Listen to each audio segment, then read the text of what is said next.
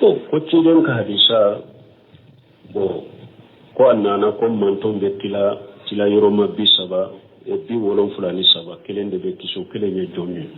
wonni hadisa mo munu be bidiyala bidiya mo tanade utile kanni hadisa me wariyato mo dobe e wanyiri kramo dobe abadda mi kata sunna kramo yama arjo sodo do laka nyirin kanni hadisa la ko ciden ko ka manton be tila bi wolon fula ani saba bi wolon fula ni frende be tasmo kelen de be kisi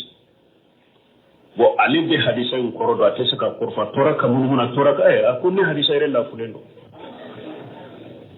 yere tilo arjo sodo lamba tigido mba togodo kunni hadisa ire mankene ire la fulendo ire hadisa en ka kene ka timatigika bidia mo do fana be sigi ko ane hadisa dome ko nena ka miro hadisa ina ko jale nano hadisa indo kan legisi soro ko jabi wolon fulani fulawuni e kafiru de yahuda ni nasara wude do kede ni islamu ye yayi tanto bidia mo ni hadisa ka dugu ka yu corona fili do ba lafu do ba munumunu ci don ko fitraqatu yahuda la hida wa sabina firqa na ya soro ko kambe yahuda ma yahuda tafwa ko akambe yahuda de ma ko yahuda de bi wolon fulani fulayne ko silama o yekelenye kaso ci don ko fitraqatu yahud ayu yahuda tafure ako yahuda farafarana ka ke bi wolon fula ani kele wa fitraqatu nasara la ismini wa sabina firqa ako nasara farafarana ka ke bi wolon fula ni fula وستفترق أمتي على 73 فرقة عليكم من تنبنا فرفرة كاتب بي ولون فلا أني سبا أو بك يهودا تقولي يهودا تافورا نصارى تافورا وبك يهودا من نصارى تقولي بي ولون فلا أني سبا أبي يتشيدن دكا من تنبنا أو من تنبنا فنا أبي أمة الإجابة كافر فنا شنتالا دي bi wolon fulani sababu ummatul ijaba mun sunna silamiya ma nun don na silamiya la ulu be fule katila ni togola fula bi wolon fulani fulani bebe tasuma kono bo ka tasuma do o fana be nyugo nye tasuma donna parce que bi wolon fulani iba soro do be bidia do la ka bidia bi kafiriya de e ka tasuma do ni don na jahannaba kono etebo bi wolon fulani iba soro do ka bidia be kabaira dunumu do abi kanna ije do jahannaba kono ne ni e donna jahannaba kono te duma kono ni ka junugo hakke janaka bola ibe bo shaba dalla bombari ayi hadisai farahun ni chogola ako bi wolo fulani fulani be ummatul ijaba munu sonna ka do islamiya kono wulu de do ka jahannaba do iba so no ka bidiya yu labbo islamiya kono te bo do ka jahannaba do wulu ka bidiya junugo jannaka bola ube bo na be ummatul ijaba be islama de bi woro fulani saba be konte kata islama de fe taw kele nye jonne akwa be tasmu illa wahida fo kele qal man hum ya rasulullah o ko cibe o joma ko kele munum de kisulu ye jonne ako hum ala ma ana alayhi aya jantu norola kele ayatun minawa wa ashabi salafiya fure parce que shagal baniyat tambihi do ko niro lamban mo ba francancia ako mugun ba ko qur'ana ni sunna ako to wasakade sabana faraka de salafu katabulo ako aya yudi nati hadisa fulaya nati wa man yushahiq ar-rasula min bari ma tabayyana lahu al-huda adara wala ala tumbe se ka to dorni mo mi ci den soso ni munna ako wo tabi khayra sabilil mu'minina sabilil mu'mina farala ka munna pour hada madin kelen ni e qur'ana famu chogo ni hadisa famu chogo jama kulu sabaite se ka famu kateno luka pour ka barake nay luka tasira de ka luka famu chogo o ya to anaye wo tabi khayra sabilil mu'mina farala ka ama tu ci den dorotana ويتبع غير سبيل المؤمنين أقول نمو ويتشيدين سوسو كان دا بانغالين كفاية مونيو دو فرلام نورون كان من كسرائي اتارو او تنبطو نوليه ما تولى ونسره جهنم yere tari yere bila minna mbi to golo kanyana mo yakono me lagara mbi fili jahannama kono hadisa fulana idumay wa alaykum bi sunnati innahu man ya'ish minkum fasayara ikhtilafan kathira fa alaykum bi sunnati kidanya dadiya wa sunnatu al-khulafa ar-rashidin al-mahdiyyin o farala kamunna parce que mbe ciden ta kambe sunna ka wato khulafa ar-rashidun ya ke tugudi khulafa ar-rashidun ya barake tugudi ni ciden ka sunna min fule min khulafa ar-rashidun ya mu fola u ya barake tugudi fon ko famu ka barala o ya ko ciden ko wane ko bi sunnati ama tola ako sunnatu al-khulafa ar-rashidin al-mahdiyyin ako aninka kalifana ne ka tasira kalifana ne mu ne sai ga tawa ne fulanai sabana an bi hadisan minna shidin uhum ala ma ana alayhi ayatola wa ashabi hum ala ma ana alayhi wa ashabi ubi ne nin ka sebo gonninka shidin tumbe shi ka to ne ninka me sebo farla kamunna parce que eke si ka ciden ka tabulo na ka tasira famu ka sebo go ubi ne ciden ka hadisa min barake nyogo chogo mi de uya koro ke ninye foi fana ka hadisa min bara nyogo no chogo de la ka koro ko ye sino be filila wadi ya tombalino mo go filila har qawariju munu be go famu ko fe munu be marasula mu yusro albani ko mu yusro ako sebo ka tabulo de ani tabulo ka tabulo de ani tabulo ka tabulo salafu salim ka tabulo ku yo de bila aku depuis folo fo sisa aku jama kulu filila on paro bamba kide ka sunna me minni salafu ka famu yo ko bila minni salafu ka barata ko bila aku mo jama kulu yo bila ku filila depuis folo fo sisa o donc mbani jama kusule o baso jama kulu min afriqatun naji'a ta'ifatun mansura wa yadin mugammunun tugura ciden na kasodo ko nube salafiya ka salafu salihu ka tabulo ciden ka sunna ala manhaji salafu salih ciden ka sunna ala fahmi salafu salih kisi bagaye nin jama kulu de kisi bagaye nunu de ne ni ko qur'ana sunna duran be sunna de la ima salafiyata ite salafu ka tabulo ka jahmiyan gomu fo jahmiyan ba ko du qur'ana ni sunna de fo murjiyan gomu fo akile mo qur'ana ni sunna de si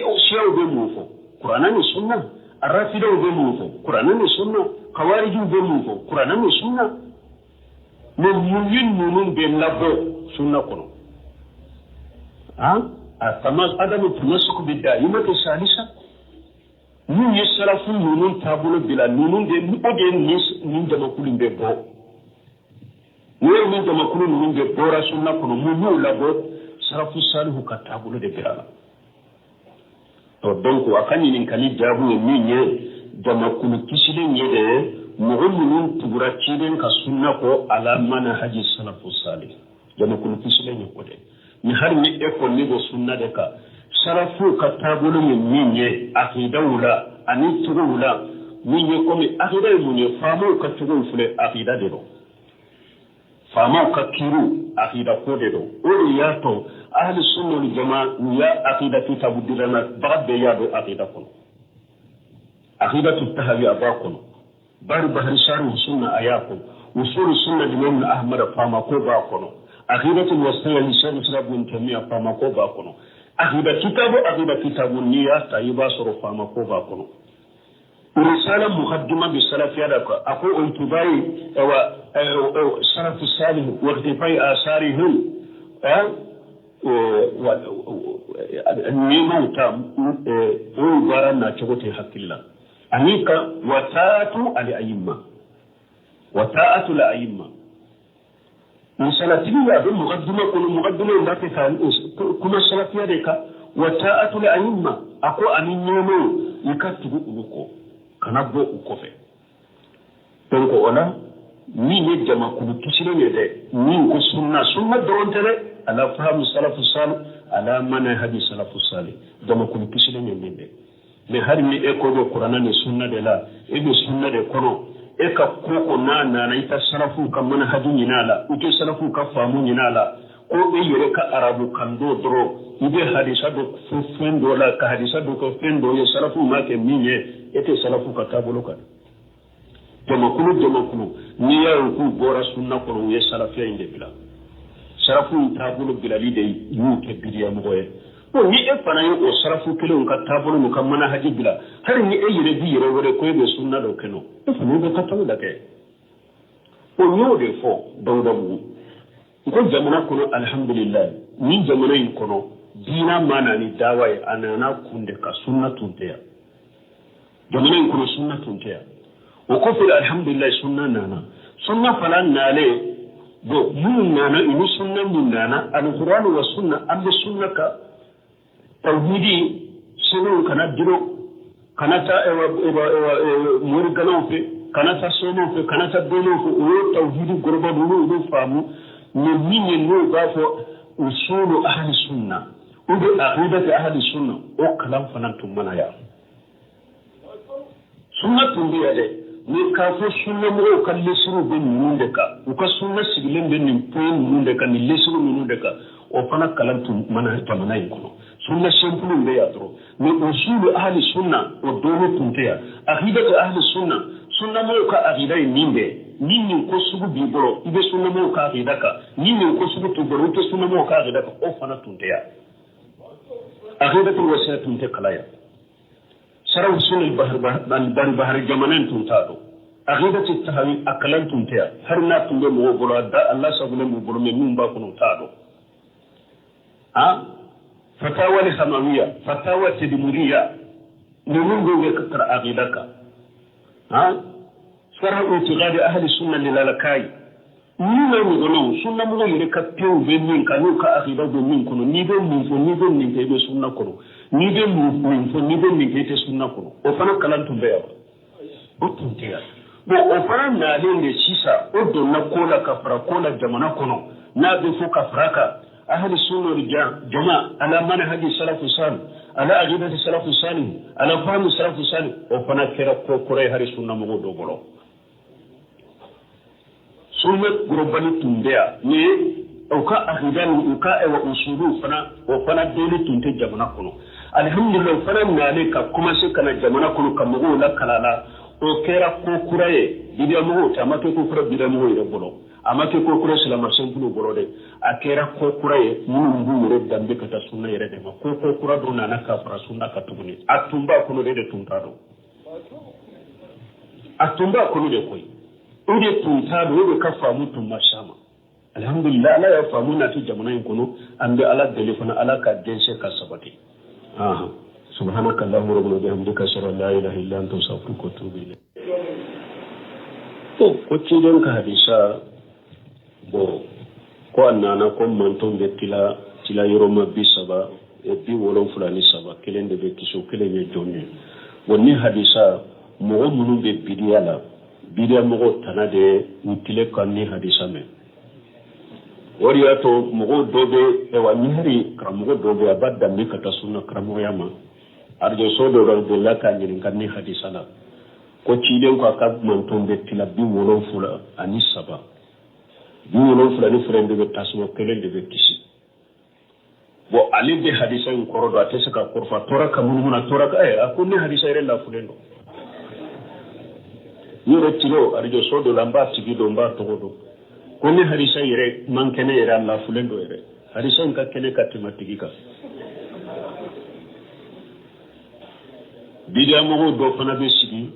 ko ane hadisa dome ko nena kan miro hadisa ina ko jale nano hadisa indo kan legisi soro ko jabi wolon fulani fulawni e kafiru de yahudan inna sarawde do kede ne islamu yayi